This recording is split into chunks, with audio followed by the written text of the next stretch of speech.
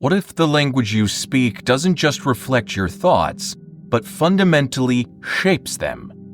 Language is more than a tool, it's a force that shapes perception. The Sapir Whorf hypothesis suggests that your language could be the key to understanding how you experience the world.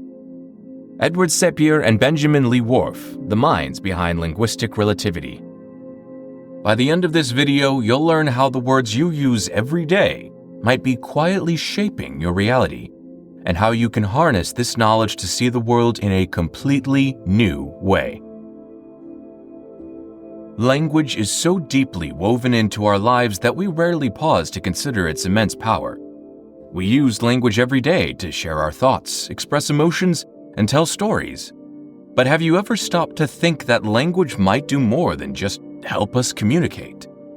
What if it actually shapes how we see and experience the world?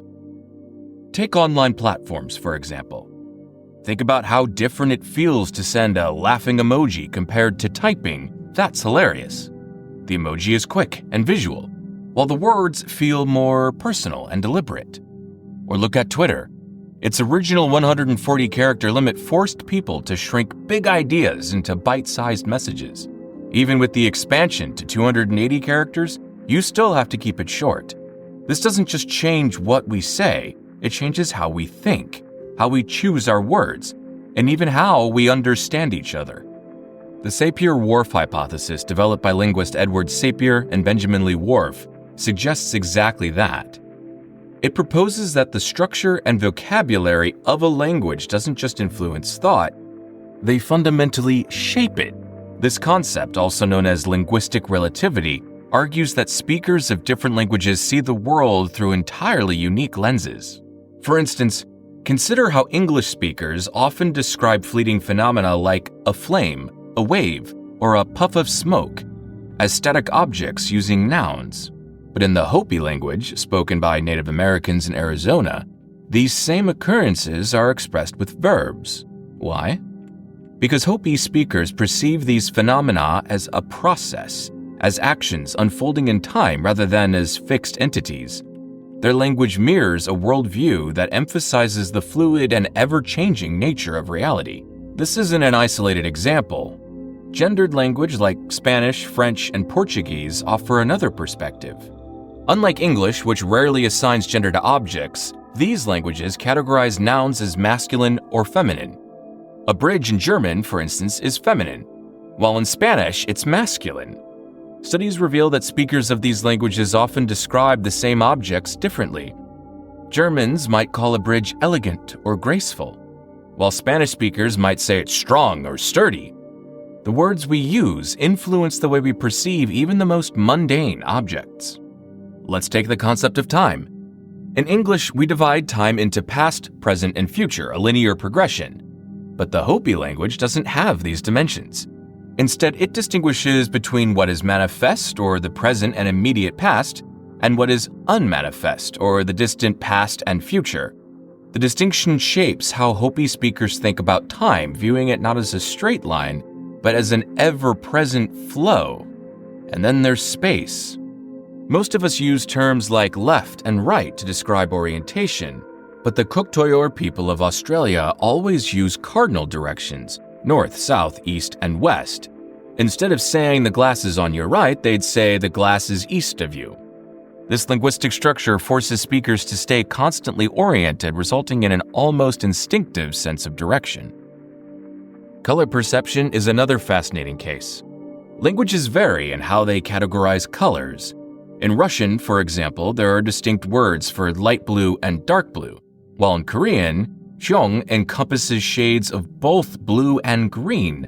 Studies show how these linguistic distinctions affect how quickly and accurately speakers identify colors, proving that language shapes even our visual experiences. But what about numbers?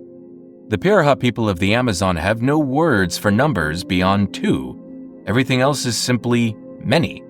This linguistic simplicity influences their ability to count. Research shows that while Pirahã speakers can match small quantities accurately, their precision decreases as the numbers grow. It's not that they can't understand large numbers, it's that their language doesn't require them to. The Sapir Whorf hypothesis also has profound implications for emotions. Consider this. German has a word, schadenfreude, to describe the feeling of joy at another's misfortune. Japanese has ame, which refers to the comfort of being cared for without fear of judgment. These words encapsulate complex emotions that might be harder to articulate in languages without equivalent terms. And this brings us to the crux of the hypothesis. Does language determine thought, or does it simply guide it? The stronger version, known as linguistic determinism, argues that language restricts thought. According to this view, if your language doesn't have a word for a concept, you can't fully understand it. But critics point out that even without a direct translation, we can still grasp foreign concepts through explanation and context. The weaker version, linguistic relativity, is more widely accepted. It suggests that language influences thought without limiting it. Think of it as wearing tinted glasses. The world remains the same, but the way you perceive it changes based on the language you speak. In the workplace, language doesn't just facilitate communication. It shapes how problems are identified and solved, how relationships are built, and how employees perceive their roles. For instance, consider how the language used in performance reviews can influence an employee's self-image and motivation.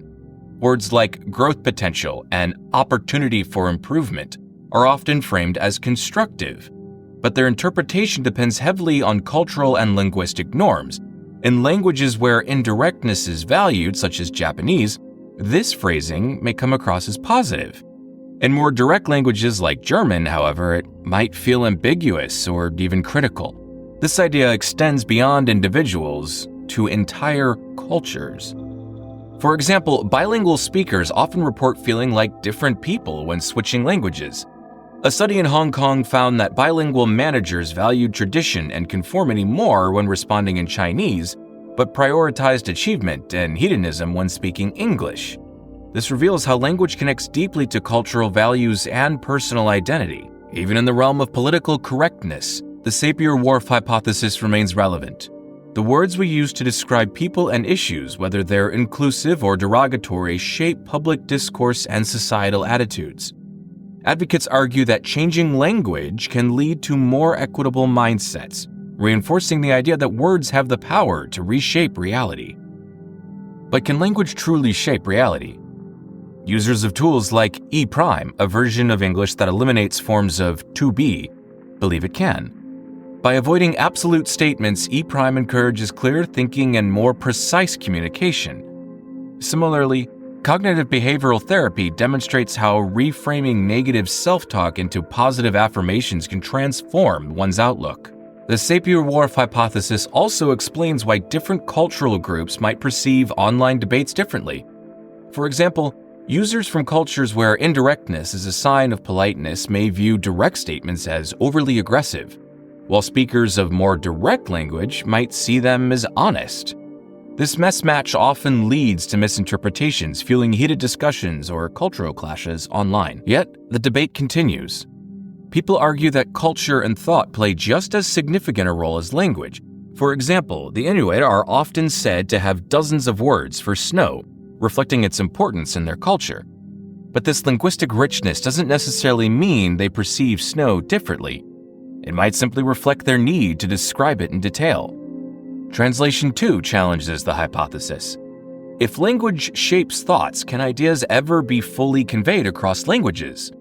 While perfect translation might be impossible, advancements in technology and human creativity have shown that meaning can transcend linguistic boundaries.